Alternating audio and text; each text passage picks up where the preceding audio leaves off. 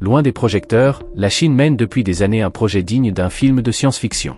Un effort discret et patient, mené par des ingénieurs et des chercheurs déterminés à repousser les limites du transport terrestre, au-delà de celles que l'on associe généralement aux avions. Ce que vous allez voir n'est pas une simple évolution des trains à grande vitesse, mais un aperçu concret de nos déplacements futurs. Derrière moi se dresse une machine impressionnante, un train à sustentation magnétique supraconducteur, une machine qui révolutionne complètement le secteur. Des aimants supraconducteurs, installés sur les côtés du train, lui permettent de se soulever littéralement des rails, restant suspendu à une dizaine de centimètres du sol. Et il ne s'agit pas ici de vitesses ordinaires. Ce système a été conçu pour atteindre environ 1000 km/h, une vitesse qui brouille de plus en plus la frontière entre le transport ferroviaire et aérien. Si le calendrier actuel est respecté, 2026 pourrait être l'année où cette technologie révélera tout son potentiel. Mais comment en sommes-nous arrivés là ? Pour le comprendre, il faut remonter à ses origines, Shanghai. Quiconque a transité par l'aéroport international de Pudong l'a probablement aperçu filer à toute allure.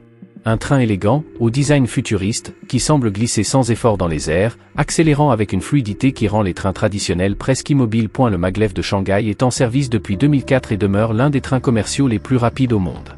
En service régulier, il atteint environ 431 km/h, tandis que lors des essais, il a dépassé les 500 km/h. Pour les passagers, la sensation est presque irréelle.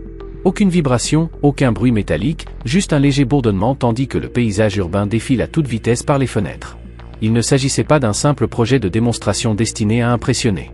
Il véhiculait un message clair. La Chine voulait prouver que la sustentation magnétique pouvait fonctionner à grande échelle, être fiable et s'intégrer aux infrastructures réelles, et non pas rester sur le papier. Ce premier système utilisait la technologie transrapide d'origine allemande, mais il offrit aux ingénieurs chinois un atout bien plus précieux, une expérience directe.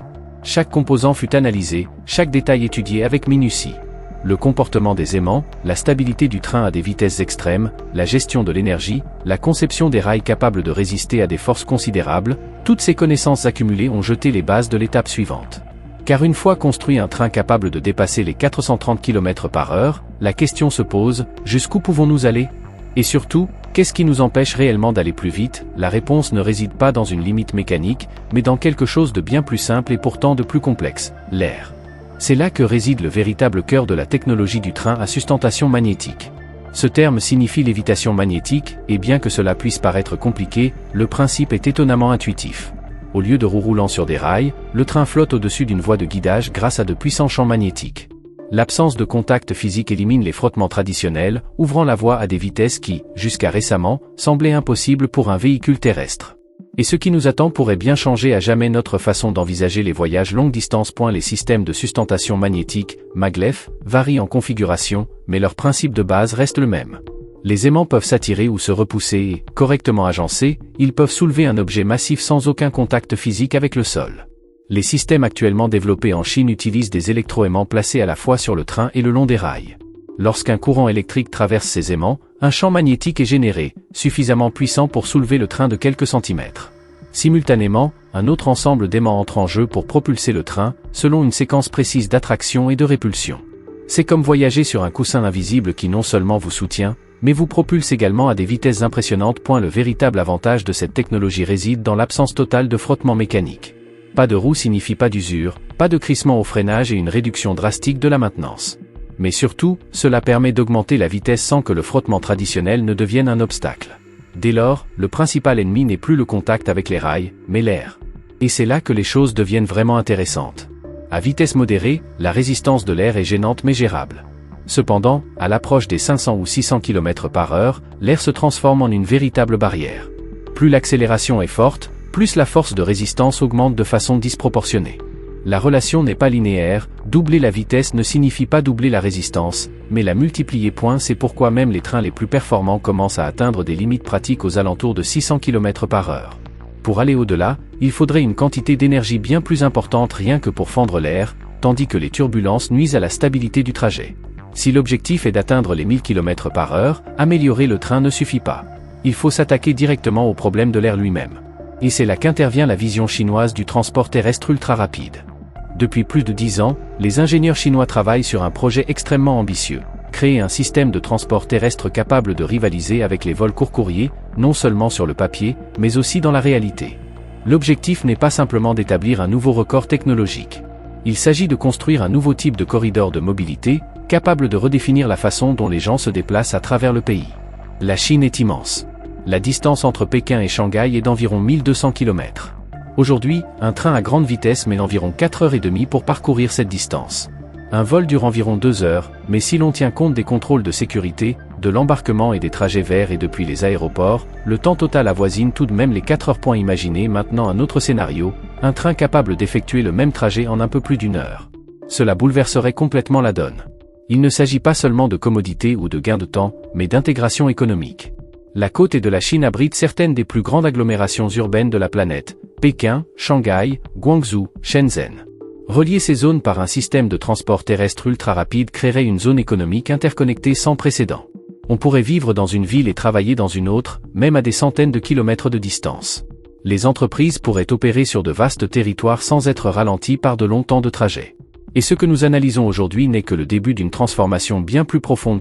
Et il s'agit d'une infrastructure qui ne se contente pas de répondre à une demande existante, mais qui ouvre des perspectives entièrement nouvelles. L'histoire récente de la Chine rend cette ambition crédible. Aujourd'hui, le pays exploite le réseau ferroviaire à grande vitesse le plus étendu au monde, avec plus de 40 000 km de lignes en service.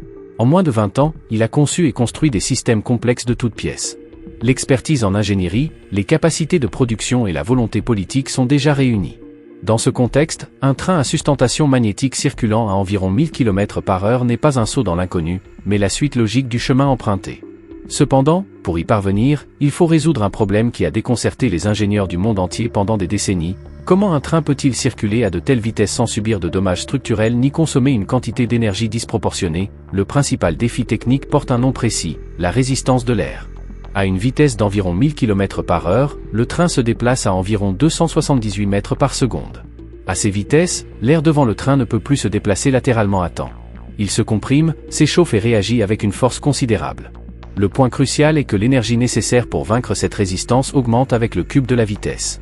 Autrement dit, doubler la vitesse ne signifie pas doubler l'effort, mais plutôt le multiplier par 8 pour vaincre la résistance de l'air. C'est précisément pourquoi les avions volent à haute altitude, où l'air est plus raréfié et la résistance diminue considérablement. Mais un train, par définition, reste au sol. Ou peut-être pas. Les ingénieurs chinois ont abordé le problème sous un angle différent, en posant une question radicale, et si l'on pouvait faire descendre l'air raréfié au niveau du sol ? Et si, au lieu de construire un train soumis à la pression atmosphérique normale, on construisait un tube autour des voies et qu'on en extrayait la majeure partie de l'air? L'idée n'est pas nouvelle. Chercheurs et visionnaires parlent de trains circulant dans des tubes à basse pression depuis des décennies. Mais transformer ce concept en un système pleinement fonctionnel est une toute autre affaire. Le principe est pourtant relativement simple. En réduisant la pression de l'air à l'intérieur du tube à une fraction de la pression atmosphérique, la résistance aérodynamique s'annule. Un train circulant dans un environnement où la pression est environ 10 fois inférieure à la pression normale subit une force de résistance bien moindre qu'un train circulant dans l'air dense au niveau de la mer. C'est le même principe qui rend les vols spatiaux possibles. Une fois hors de l'atmosphère, les fusées n'ont plus à composer avec la friction de l'air.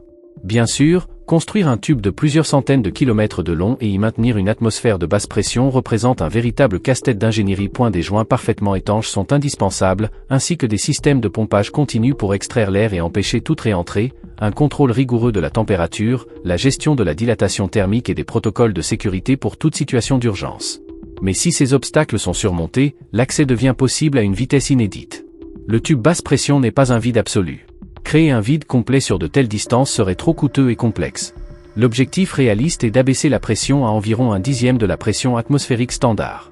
Cela suffit à réduire drastiquement la résistance, sans nécessiter de conditions extrêmes. Dans cet environnement contrôlé, le train glisserait sur son coussin magnétique, propulsé par des forces électromagnétiques. Avec si peu d'air autour de lui, presque rien ne pourrait le ralentir. Le voyage serait fluide, extrêmement silencieux à l'intérieur et incroyablement rapide. Pour les passagers, la sensation serait similaire à celle d'un TGV moderne, si ce n'est que le paysage extérieur se transformerait en un flou. L'un des défis les plus délicats demeure la construction de l'infrastructure elle-même. Le tube doit être suffisamment robuste pour résister à la pression atmosphérique extérieure tout en maintenant une faible pression interne. Il doit également être assez long pour permettre une accélération et une décélération progressive, évitant ainsi toute contrainte excessive. Et c'est précisément cet équilibre entre vitesse extrême et contrôle absolu qui déterminera la prochaine étape de cette révolution des transports terrestres. À de telles vitesses, des changements brusques de pression ou de trajectoire seraient non seulement désagréables, mais potentiellement dangereux. C'est pourquoi des équipes de recherche chinoises travaillent depuis longtemps sur des prototypes à petite échelle, conçus spécifiquement pour tester ces scénarios extrêmes. Elles ont construit des sections de tuyauterie plus courtes et des environnements contrôlés afin de tester différents niveaux de pression, système de propulsion magnétique et la stabilité du véhicule. Chaque test fournit des données précieuses qui servent à concevoir des systèmes de plus en plus grands. Chaque nouvelle phase de développement réduit l'incertitude et nous rapproche de l'objectif d'un système opérationnel à grande échelle. Et la sécurité est un autre point crucial. Que se passerait-il en cas de dépressurisation du tube? Comment les passagers seraient-ils évacués en cas de situation critique? Ce sont des questions complexes, loin d'être théoriques, et les ingénieurs travaillent déjà à des solutions concrètes. Des systèmes de compartimentage avec chambre à air de secours, une pressurisation redondante et des systèmes de freinage magnétique de sécurité font partie de l'architecture prévue. L'objectif est de concevoir un système qui ne repose pas sur un seul système de protection, mais qui puisse réagir de manière contrôlée même dans les scénarios les plus extrêmes. Des concepts à la réalité, les prototypes révèlent beaucoup de choses sur cette évolution. En 2020, les médias chinois ont diffusé des images d'un véhicule à la forme compacte et futuriste, évoquant davantage une capsule qu'un train traditionnel. Il s'agissait d'un prototype de train à sustentation magnétique conçu pour atteindre environ 620 km/h, une vitesse supérieure à celle de nombreux avions de ligne au décollage. Son design, hautement aérodynamique, présentait une carrosserie allongée et des surfaces lisses conçues pour minimiser la résistance à l'air. C'était une démonstration concrète que cette technologie pouvait être portée à un niveau supérieur, même si l'objectif final avait toujours été encore plus ambitieux. Les ingénieurs ne se sont pas arrêtés là. Ils ont continué à affiner les formes, à tester de nouveaux matériaux, à améliorer les systèmes magnétiques et à étudier comment maintenir la stabilité du véhicule à l'approche des 1000 km/h. Les véhicules en développement aujourd'hui utilisent des matériaux légers mais extrêmement résistants, choisis pour offrir le meilleur rapport résistance-poids. Chaque élément est optimisé pour la vitesse. L'avant est fortement effilé, la surface extérieure est lisse et sans joint apparent, et même les articulations et les panneaux sont conçus pour limiter les turbulences. Et il ne s'agit pas de simples maquettes. Ce sont des prototypes fonctionnels, testés sur des voies d'essai dédiées. Des capteurs de pointe enregistrent la moindre vibration, la moindre variation du champ magnétique et la moindre modification de la pression atmosphérique. Toutes ces informations sont traitées et intégrées à des simulations numériques qui permettent aux ingénieurs de prédire le comportement du train à des vitesses encore plus élevées. Parallèlement, les véhicules intègrent des systèmes de contrôle extrêmement sophistiqués. À 1000 km/h, la moindre erreur est fatale. Le train doit réagir instantanément à toute modification du guidage, du champ magnétique ou de l'environnement. Des systèmes automatisés gèrent la stabilisation, l'accélération et la décélération, effectuant des ajustements des centaines de fois par seconde pour garantir un trajet fluide et maîtrisé. Lorsqu'on évoque le programme chinois de train à sustentation magnétique à très grande vitesse, deux noms clés reviennent souvent: l'Université Jiaotong du Sud-Ouest et la China Aerospace Science and Industry Corporation, CASIC. Loin d'être des acteurs marginaux, ils sont au cœur même du développement technologique. L'Université Jiaotong du Sud-Ouest, située à Chengdu, étudie la sustentation magnétique et les technologies ferroviaires avancées depuis des décennies. Ces chercheurs ont publié des centaines d'articles sur la propulsion électromagnétique, la dynamique des véhicules et les systèmes basse pression.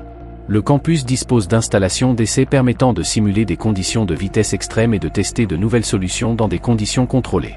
L'université travaille en étroite collaboration avec les agences gouvernementales et les entreprises publiques, établissant ainsi un lien direct entre la recherche académique et les applications concrètes. CASIC, cependant, apporte une expertise différente. En tant que groupe aérospatial et de défense majeur, il possède une vaste expérience des systèmes à grande vitesse, de l'ingénierie de précision et de la construction d'infrastructures complexes. Son implication indique clairement que ce projet dépasse le simple cadre du transport civil. Il est considéré comme une priorité stratégique. CASIC travaille spécifiquement sur le concept de tube basse pression, développe les systèmes nécessaires à son maintien sur de longues distances et conçoit les voies de guidage qui supporteront les trains à sustentation magnétique. Ensemble, ces institutions constituent une puissante combinaison de recherche de pointe et de capacités industrielles à grande échelle, unissant théorie et pratique dans un projet qui vise à révolutionner les règles du transport terrestre. Et il ne s'agit pas de simple vision futuriste ou de projet théorique. Un système bien réel est en train de se construire. Tester un système capable d'atteindre environ 1000 km/h exige bien plus qu'une simple voie ferrée. Des distances considérables, des conditions parfaitement contrôlées et une infrastructure conçue pour résister à des contraintes extrêmes sont indispensables. C'est pourquoi les ingénieurs chinois construisent des installations d'essai dédiées exclusivement à la recherche sur les véhicules à sustentation magnétique ultra rapide.